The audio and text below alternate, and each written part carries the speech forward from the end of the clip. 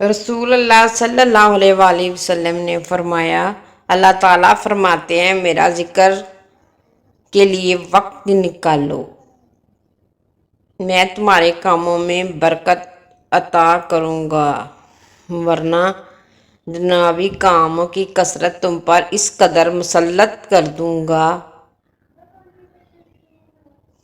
تمہیں فرصت ہی نہ ہوگی اور سکون سے محروم رہو گے۔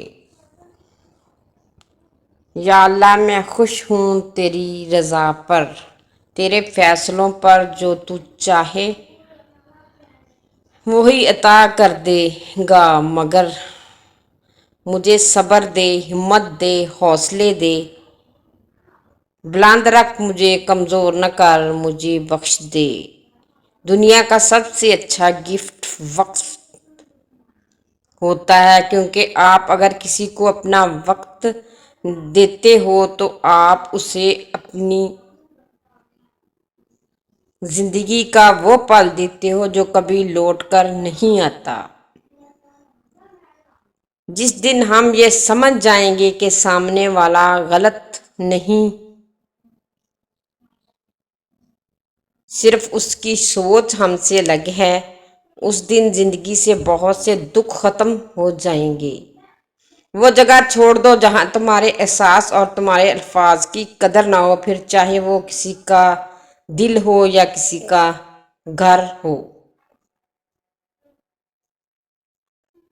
دل میں زہر ان لوگوں سے محتاط رہو جو باتوں میں مٹھاس اور دل میں زہر رکھتے ہیں۔ وقت تو انسان کی شکل تک بدل دیتا ہے، رشتوں کا بدل جانا کوئی بڑی بات نہیں۔ دل کا ٹوٹنا، جب دل ٹوٹتا ہے تو ہر کوئی کہتا ہے کوئی بات نہیں، تمہیں اس سے کوئی اچھا ملے گا، پر کوئی نہیں سمجھتا کہ ضرورت اچھے کی نہیں ہوتی، اس کی ہوتی ہے جس سے محبت ہو۔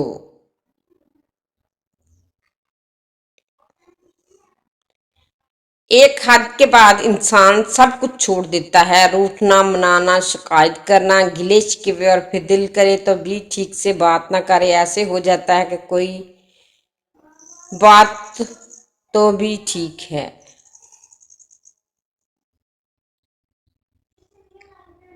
قدر اور وقت بھی کمال کے، جس کی قدر کرو وہ وقت نہیں دیتا، اور جس کو وقت دو وہ قدر نہیں کرتا۔ حضرت علی رضی اللہ تعالیٰ عنہ نے فرمایا، 3 طریقوں سے پریشانی خوشی میں بدل جاتی ہے: خاموش رہنا، خاموش رہنے سے پریشانی کم ہو جاتی ہے، صبر کرنا، صبر کرنے سے پریشانی ختم ہو جاتی ہے، شکر کرنا، شکر کرنے سے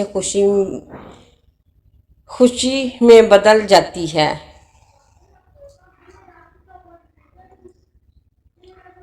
کچھ رشتے اللہ تعالیٰ خود ختم کرواتا ہے تاکہ ہماری زندگی خراب نہ ہو سکے، بے شک وہ جو کرتا ہے بہتر کرتا ہے۔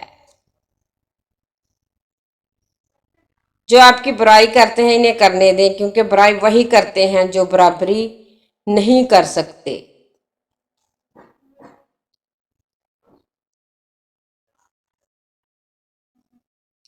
گہری بات، اگر کوئی بلا وجہ آپ کا دشمن بن جائے تو مان لیجیے آپ میں کچھ خاص ہے، سامنے والا حسد کا شکار ہے۔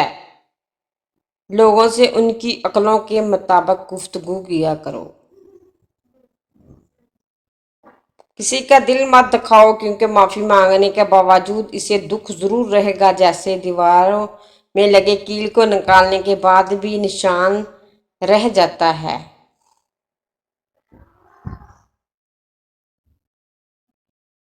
خون کے رشتوں میں بھی ایسے حرامی لوگ دیکھے ہیں جو اپنے سے جلن، حسد، منافقت کرتے ہیں، جب غیروں کی غلامی اور دلالی کرنے پر فخر محسوس کرتے ہیں۔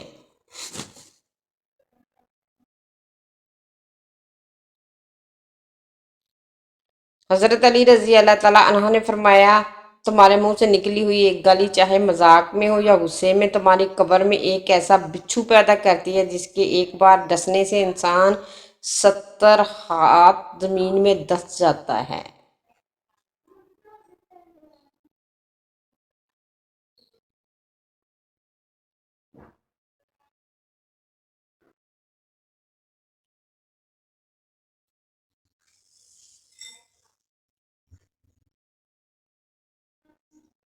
ہم تکلیف کے جس مقام پر بھی ہوں، ہم سے آگے ضرور کچھ لوگ ہوتے ہیں، انہیں دیکھ کر ہمیں شکر کی لاٹھی تھام لینی چاہیے تاکہ راستہ سہولت سے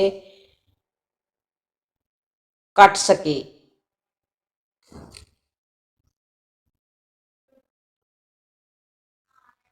اپنے حصے کا کام کیے